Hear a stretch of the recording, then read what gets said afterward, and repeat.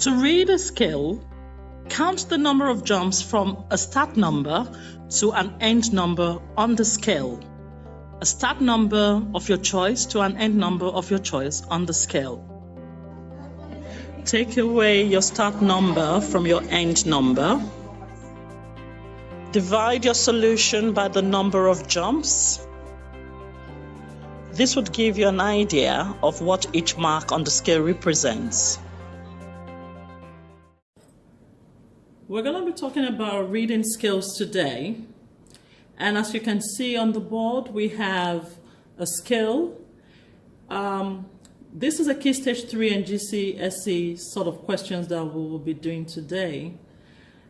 If I was to ask you to point to where you think 2 out of 3 would be, 2/3. If I was to ask you where 2/3 would be, you might find it a bit difficult. We're going to talk about this topic today, so you'll be able to solve questions like this. So we'll come back to this later.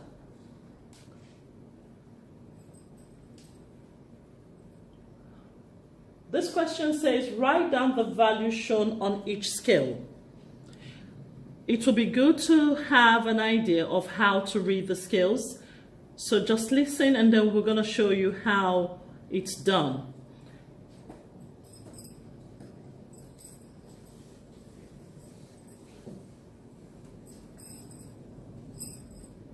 To read a scale, count the number of jumps from a start number to an end number on the scale. A start number of your choice to an end number of your choice on the scale. If you count from 90, the number of jumps you've got to 110 is 4 jumps. 1, 2, 3, and 4. So we've got 4 jumps. Take away your start number from your end number.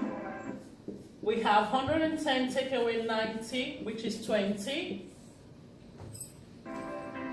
Divide your solution by the number of jumps. So right now we're going to have 20 divided by 4 and we get 5. This would give you an idea of what each mark on the scale represents. So each mark on the scale represents 5 units. So that's 95, 100, 105, and 110. So the value shown here will be 105. We're going to try the second one using the same procedure and we'll see what each value is. So we count the number of jumps. 1, 2, 3, 4, 5, 6. There are 6 jumps. And then we do 18 take away 0, which is 18. And then we divide 18 by 6, which gives us 3. So each mark is what, 3 units. So that's a 3, that's a 6, that's a 9, 12, 15, and 18. So that's going to be a 6. You're going to have a go at this and see if you can do it. Possibly very good for you to pause the video at this stage and try and solve this on your own and see if you'll be able to get the solution to the value here. Believing you have attempted it on your own, let's try and solve it together. So we need to know the number of jumps from 3 to 4. We have 1, 2, 3, 4, 5, 6, 7, 8, 9, 10 jumps. And then we have the difference between 3 and 4 to be 1.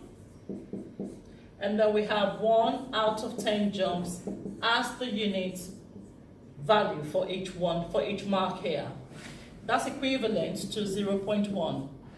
So this is 3.1. 3.2, 3.3, 3.4, 3.5, 3.6, 3.7, 3.8, 3.9, and 4.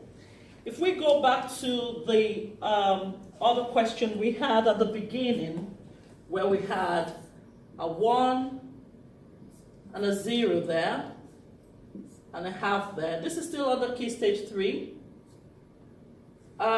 you were told to find where you can have 2/3.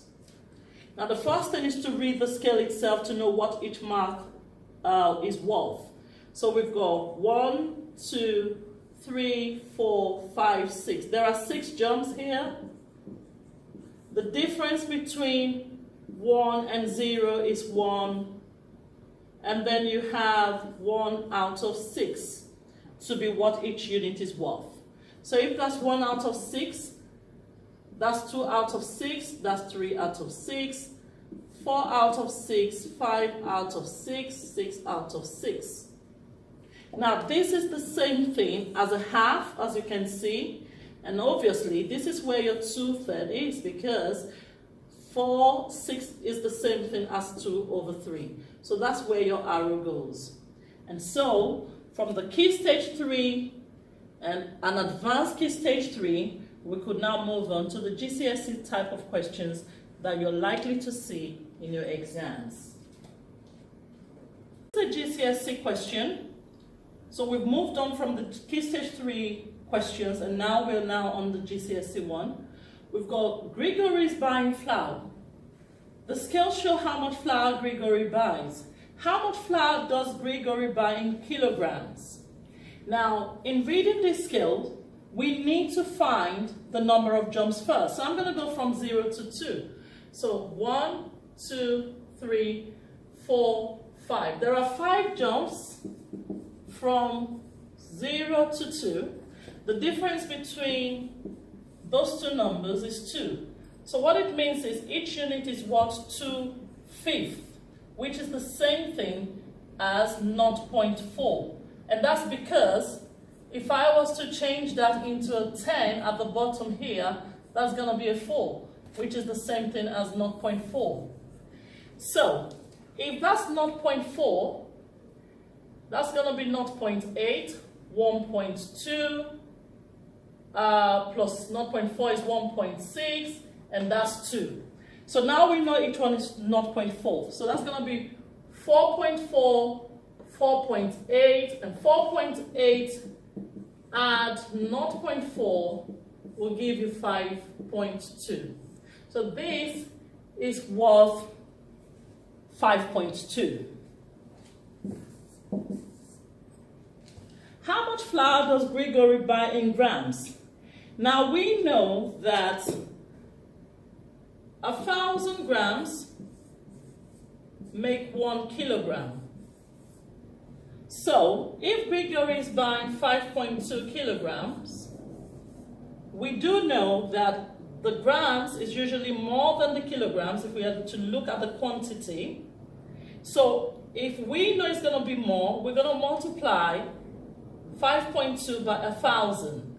So 5.2 by 1,000 will give us 5 and 2 and 2 zeros.